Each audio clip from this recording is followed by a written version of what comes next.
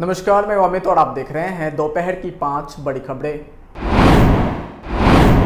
मशहूर अमेरिकी पत्रिका टाइम्स ने 12 साल पहले ममता बनर्जी को विश्व की 100 असरदार हस्तियों में शुमार किया था, लेकिन उनका जलवा आज भी कायम है।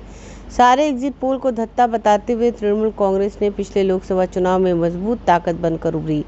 भाजपा की चुनौती इस बार ध्वस्त कर दी। टीएमसी बंगाल में इंडी गठबंधन से अलग चुनाव लड़ने के बावजूद एनडीए पर भारी रही। कुछ राजनीतिक विश्लेषक भाजपा की 6-7 सीटें बढ़ने का अनुमान लगा रहे थे, लेकिन मतगणना में भाजपा 10 सीटों पर सिमट गई। 31 सीटों पर झंडे गाड़कर ममता ने साबित कर दिया, भाजपा अब भी यहां के लिए बाहरी पार्टी है। भाजपा इस बार कई सीट भी हार गई। इस बार ममता को एक तरफा मुस्लिम वोट मिला। असम में बाढ़ के हालात बेकाबू हैं। मंगलवार को 7 और लोगों की जान चलेगी, जबकि 9 जिलों में 4.23 लाख से अधिक लोग प्रभावित हैं। असम राज्य आपदा प्रबंधन प्राधिकरण की दैनिक बाढ़ रिपोर्ट के अनुसार बाढ़ के कारण सोनाई में 4 लोगों को और कछार जिले के सिलचर मंडल में 1 व्यक्ति की मौत हो गई।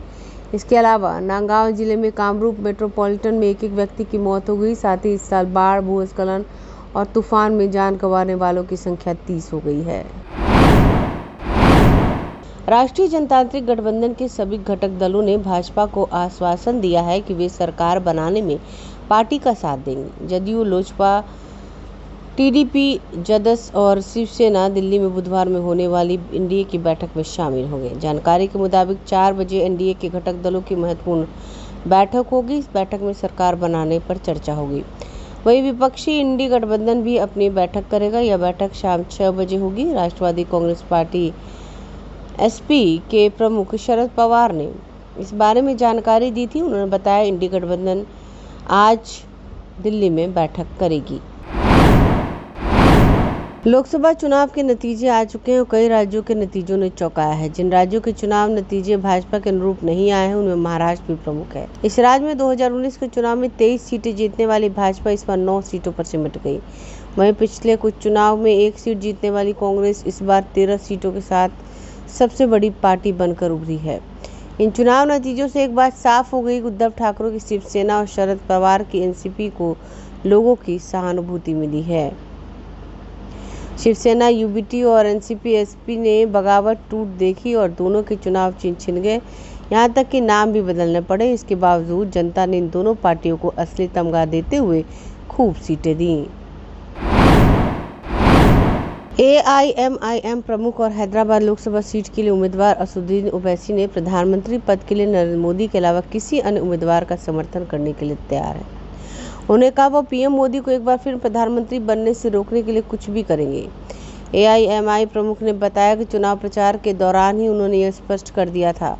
बता दें, हैदराबाद लोकसभा सीट से ओवैसी के खिलाफ भाजपा ने माधवी लता को चुनावी मैदान में उतारा था। इस सीट से ओवैसी ने 3,38,087 वोटों के अंदर से जीत हासिल की है। अगर आप भी अपने दुकान, प्रतिष्ठान, school, college, coaching centre, restaurant, cafe का विज्ञापन देना चाहते हैं, वो भी किफायती दर पर, तो आंखें न्यूज़ 24 लेकर आया है आपके लिए एक सुनहरा मौका। आंखें न्यूज़ 24 न्यूज़ पोर्टल की दुनिया में बिहार का सबसे उभरता हुआ चैनल, जहां बिहार झारखंड से जुड़े तमाम बड़ी खबरें देखने को मिलती है। तो देर किस बात की, आज भी जुड़े आंखें न्यूज़ 24 के साथ। संपर्क करें हमारे व्हाट्सएप नंबर 8935876430 पर। क्या आप पत्रकारिता के क्षेत्र में अपना कैरियर बनाना चाहते हैं? तो आज ही royal Ashoka institute of mass communication and journalism में अपनी जगह सुनिश्चित करें। आर्यभट्ट ज्ञान विश्वविद्यालय पटना से मान्यता प्राप्त 100% प्लेसमेंट के साथ royal Ashoka institute of mass communication and journalism नामांकन जारी है।